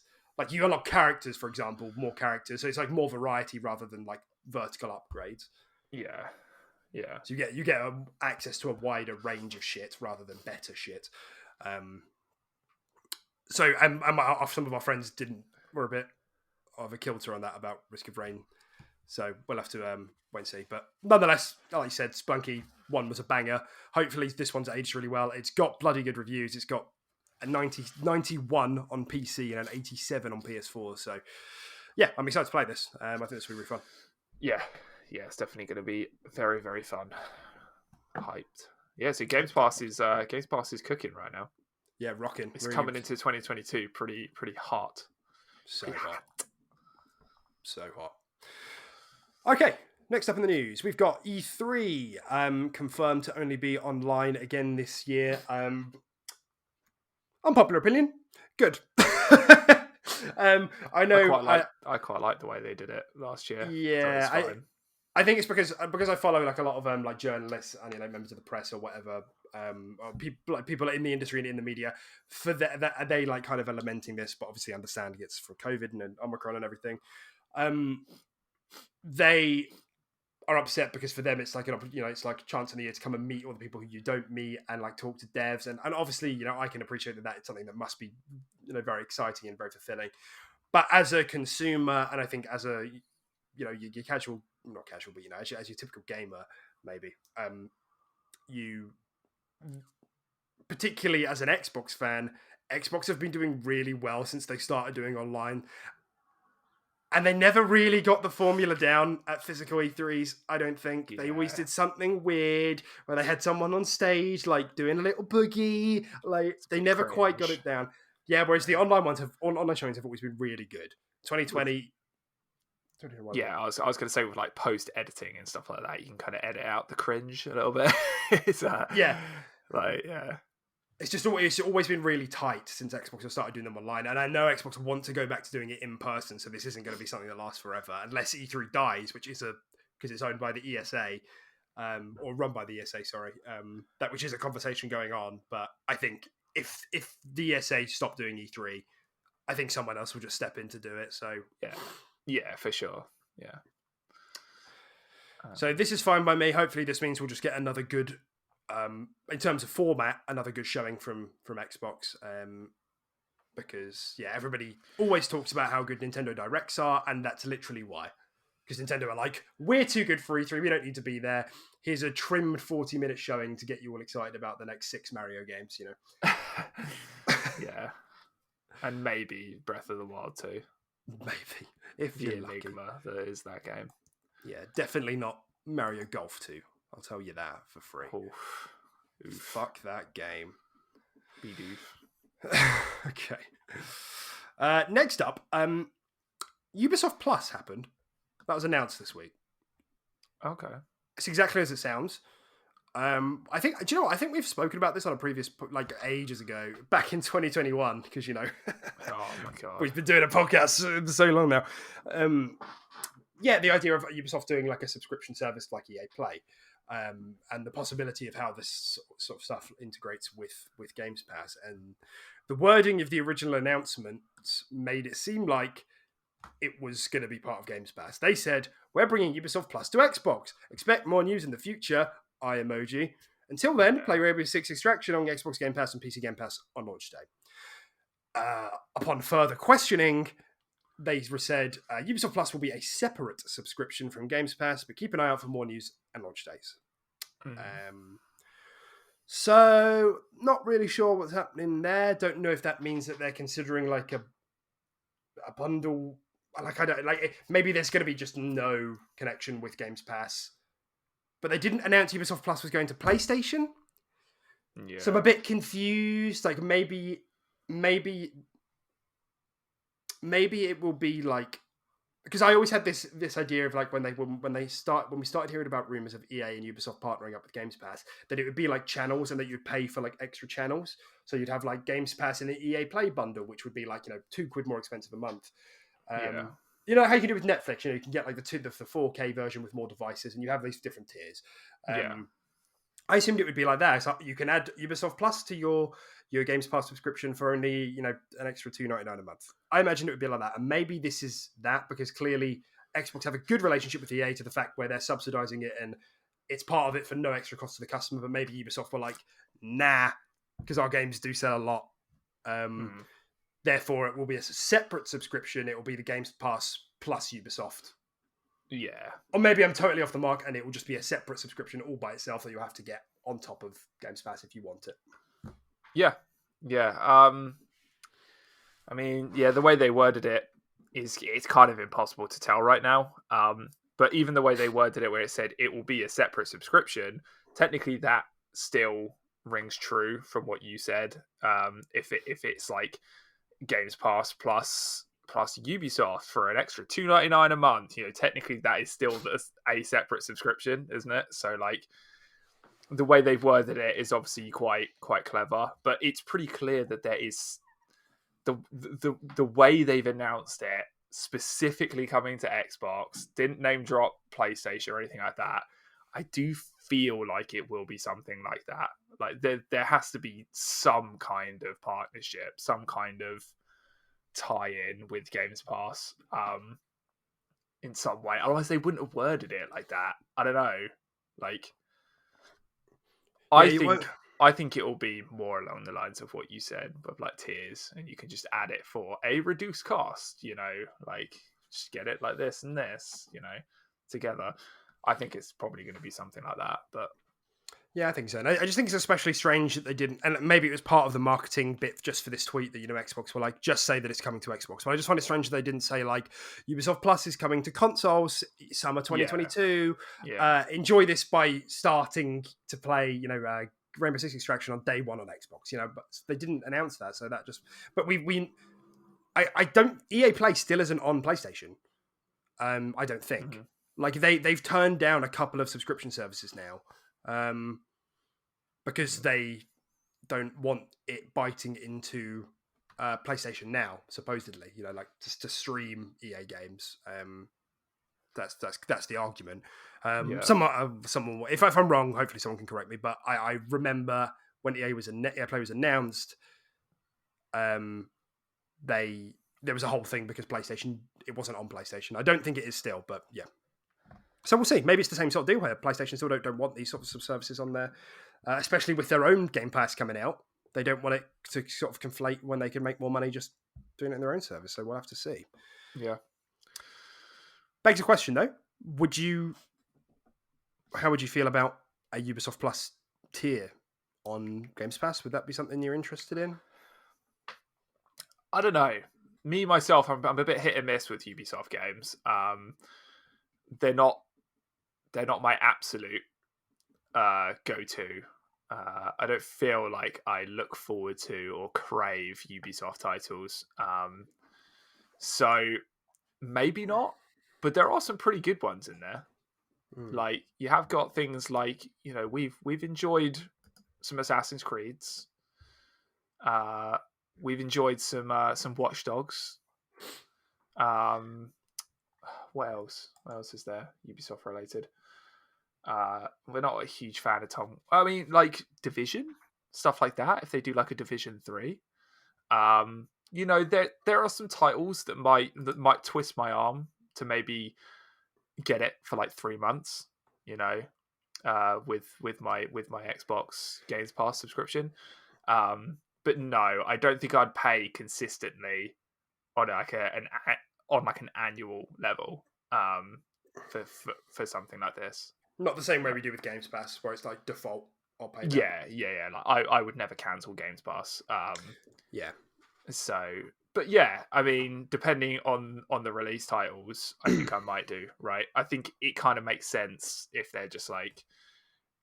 But then, like, what is Ubisoft Plus as well? At the same time, is it going to be stuff like,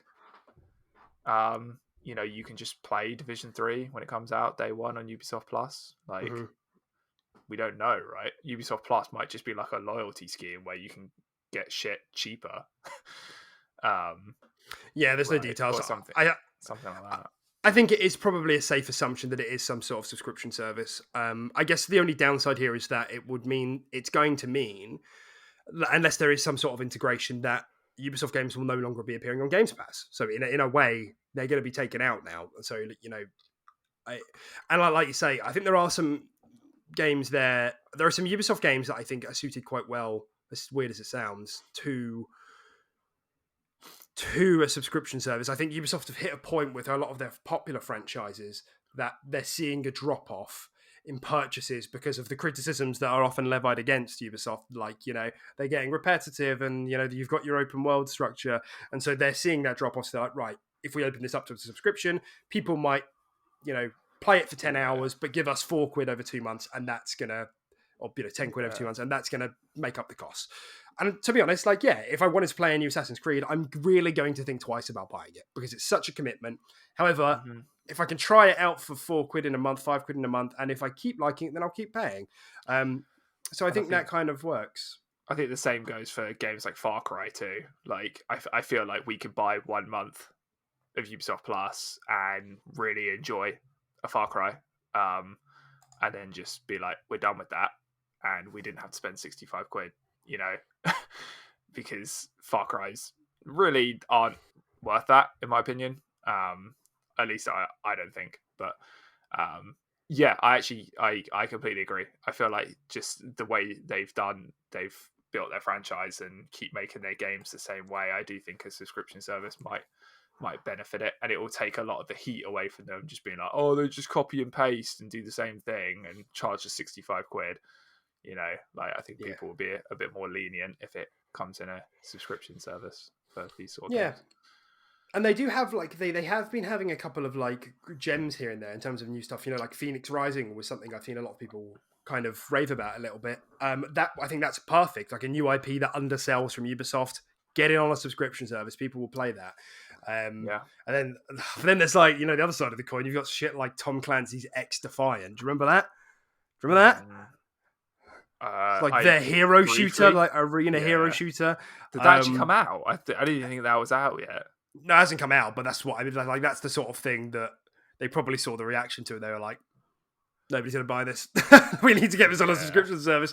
I don't know if the plan is to be free to play or whatever, but yeah. Yeah, I think I'm in agreement with you there. I think it's something that I would consider dipping in and out of, depending on, like, the output.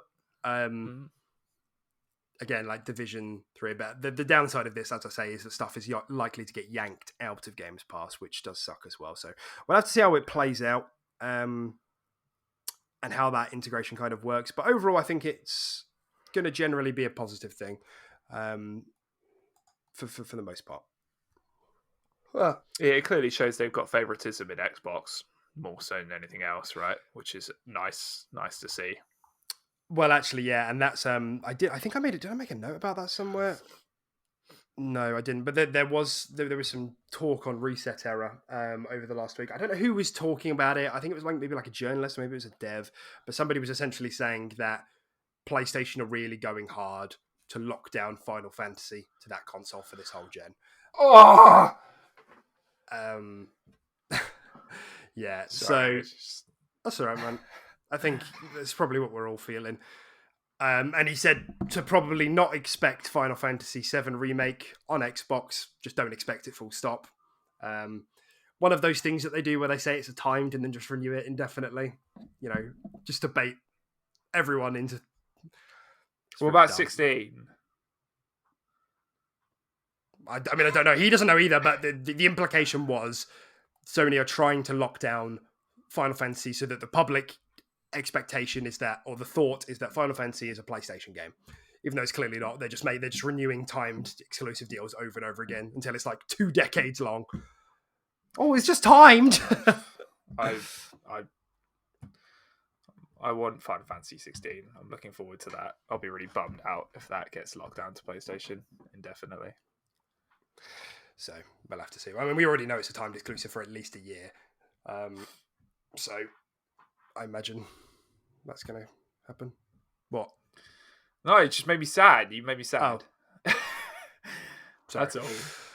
Anyway, where I was going with this is the other side of it is that they said that Xbox were looking to get a bit snugger with Ubisoft on some stuff to sort of try and counteract that, because, you know, as much as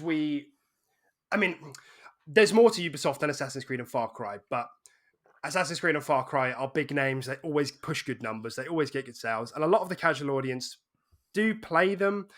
So I don't think that's a bad thing at all. And, you know, like I said, some of the newer stuff that Ubisoft have been doing, like what did I call it? Phoenix Rising has been good. Division 2 has been good. So, you know, I think this makes sense, but that's where I was going with that. That's what that person was saying, is that Xbox will trying to get snug with Ubisoft as a sort of a way to counter that. Yeah. Alrighty. Next up, really weird stuff from Dying Light 2. Really weird. They said on their Twitter, to fully complete Dying Light Staying Human, you need at least 500 hours. That's as long as it would take to walk from Warsaw to Madrid. What? Who says that? Who says that? I know they're talking about a full completion here, but like, I would have thought that they would be able to read the room and think that people don't want 500-hour experiences out of these sorts of games anymore. That's actually freaked me out. Like, I know that's given me commitment issues. Like, and I then have anxiety. I know. And then someone was like, "So, okay, what about a non-full completion run?" And they're like, "Story plus side quests. If you're not in a rush, should take you about 70 to 80 hours." What are you doing? Why are you saying these things? Shut up. It's a 12-hour game, isn't it? It's not that long. You're lying. It's a 12-hour game. Done. It also fucking scares me because a game like that shouldn't be that long. And I just feel like if it is that long, it's just going to be a load of fucking shitty filler side quests. Go here and find me a chocolate bar. Go here and find me a fucking... some cookies and cream. Some water. Bring the water back to me. Oh, this water's not purified. Go find some purified tablets. Bring those back to me. Like, I really feel like that's the sort of formula it's going to go with if it is that long, and this isn't a fucking joke. It's just, there's no winning from saying something like this, because if it now is that long, people are going to be like, what the fuck? Unless it's fucking like a masterpiece. I mean, you know, not impossible, because it's been in development for a long time. You know, a lot of this, because they said story plus side development hell for a long time. Well, I mean, you know, whatever. We don't really, no, you know. And then if it's not, if it's not that long, then people are going to hold their feet to the fire and be like, "You fucking lied." Like, if I complete this game in 20 hours and did a couple of side quests along the way, didn't speedrun it, then you fucking lied. So there's like no upside to this, because that's the thing. People don't want to hear that these games take 70 hours, 70 to 80 hours to complete, even if it Oh, is like man. a co-op-y, looty kind of feel. Um, I still don't know if that's the right thing to be saying. So, No. oh. Yeah, I don't like the fact that it's that long, personally. But it just goes to show like how much of that is just side optional content. Like the actual campaign might be 15, 20 hours, right? Yeah, who knows? Yeah, I mean, who knows? Yeah. Like, and then it's just like if you want to do all the side content, which side content, let's be honest, can be classified as find 50 collectibles around the world, then it will take you up to 80 hours long. But I mean, I don't see how a story about zombies and a potential vaccination, and that's really it, right? It's just like vaccine zombies, like that's where it's gonna go. There's what that can't be 80 hours long. It just can't be. It can't be. It's not possible. I feel like there's not enough depth in a zombie story to be that long, Mm. personally.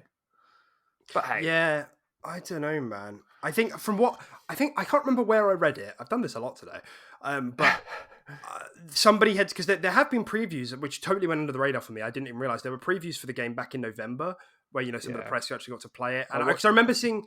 Yeah, I remember seeing some trailers and stuff, but I didn't read like the in-depth previews. And like the overall vibe was pretty good, and Mhm. but there was like a more of a leaning into like RPG mechanics. I don't know if there's like a class system, but to me that sounds like upgrades and skill points and things like that. I can't remember if the first game had skill points. Do you remember? Yeah, I think it did. Yeah, I think you could upgrade stuff to improve all your parkour and stuff like that. And yeah, there were things you could unlock. Hmm. Um, I'm pretty sure there was, and you could go down like blunt, or like you could be Hmm. more proficient in blunt weapons or more proficient in sharp, or find more ammo. I do think there was like skill points and stuff like that. It's been a while, to be fair. I haven't played Dying Light in a hot minute. Um, Yeah.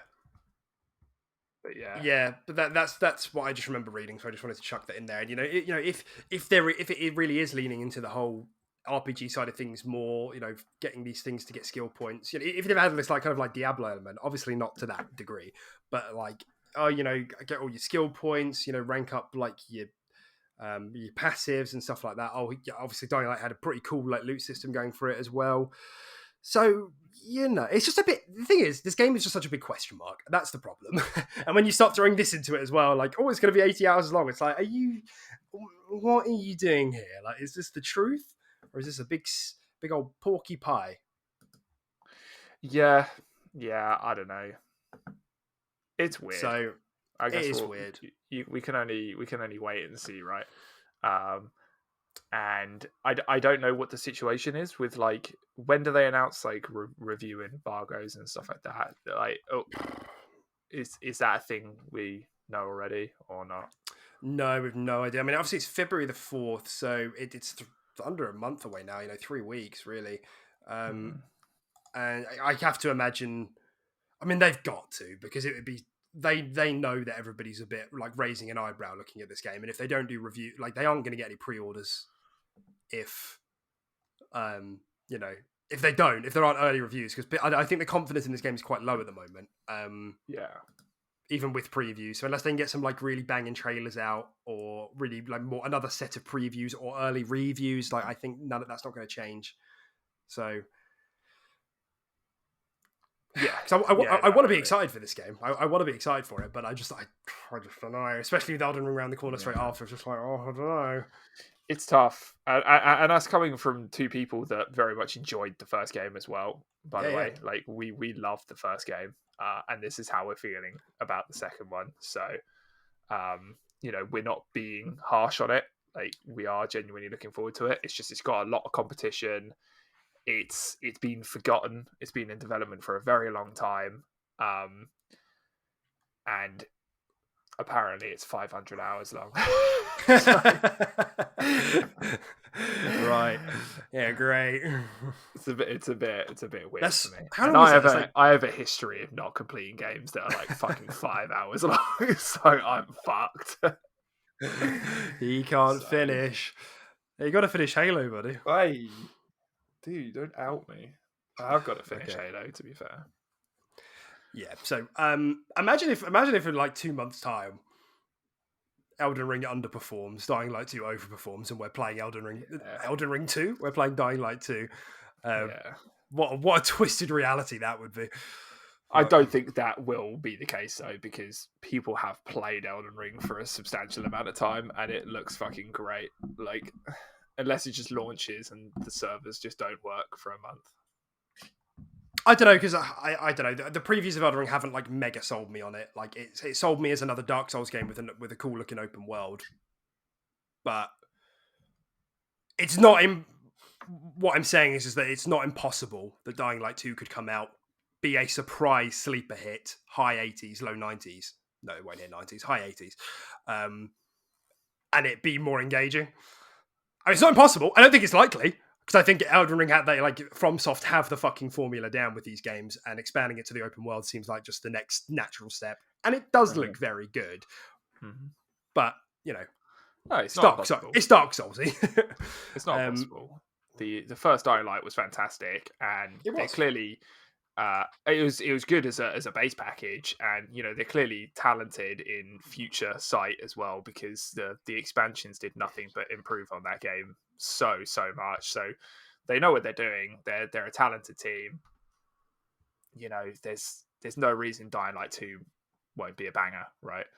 Um, but you know, and I heard it's Agreed. coming to Games Pass now. If we just will it into existence, well, that'd be perfect. This game needs to go on Games Pass. I'm surprised it isn't, to be honest. Yeah, 4-player co-op, 500-hour long game, perfect. Like for 3 weeks, 3 weeks away from Elden Ring. It's just like, oh, how is this not? But you know, whatever. Maybe they have confidence in their product. Don't do that. You've got to be a GP4 PMG. Yeah, you got it right that time. Yes. Nice. Yes. All right then. Last news story for today. We'll wrap up just before 2 hours. That's not a promise. That's a hope. There seems to be some code that's been indicating that Age of Empires 4 is being tested on Xbox at the moment. The project name for Age of Empires 4 was Cardinal, and that's been seen pop up in the Xbox store, should I say.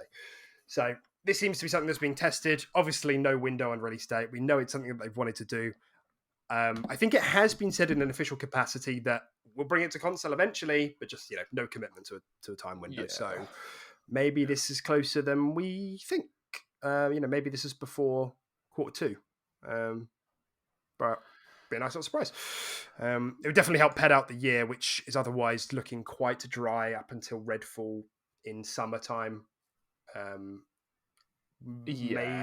Maybe we hear about Forza Motorsport, but I don't reckon that's until the late half. And there's something else I'm forgetting about as well, but I can't remember. Yeah, in terms of exclusives and stuff like that, I don't think there's too much. Not in the first half. Not in the first half, no. So yeah, potentially that's what they're going for. And they want to push this out first half of the year, which would be pretty cool. I mean, it's hard to say. Testing phases can really go on for so long. So, but it's positive that we're seeing signs of it at least. So, yeah. I reckon they're sort of plugging up the beginning of the year with like a really strong Games Pass offering. Potentially some, we spoke about the GoldenEye remake last week, so potentially that, potentially Xbox port of Age of Empires 4 for the first 6 months. Not looking too bad, and then obviously ramping up to the end of the year with a potential Redfall, Forza Motorsport, Starfield wombo for the second half. And maybe there's another surprise here or there, because I think there was some speculation that Obsidian's smaller game, like non-combat detective game, could be this year as well. So yeah, that's what I imagine is going on. Yeah, that's probably what they're trying to think. That's probably how they're trying to plan out their year. So makes sense. Yes, absolutely. All right, well, that's everything for the news today, fellow gamers. I don't have anything else to say. Do you? I don't. No. No, Okay. that's it from me. Lovely. All right, well, I'm going to go to the tip. Jump on in. Good. Get crushed. So I might not be here next week, but I'll be solo show next week. so I'll show you. All right, well, cool. We will see you next week for episode 39. Say goodbye, Tim. Goodbye, everyone. Yeah, goodbye, everyone. You're not Take going it to easy. Nope. Yeah, Take it easy. right. Bye.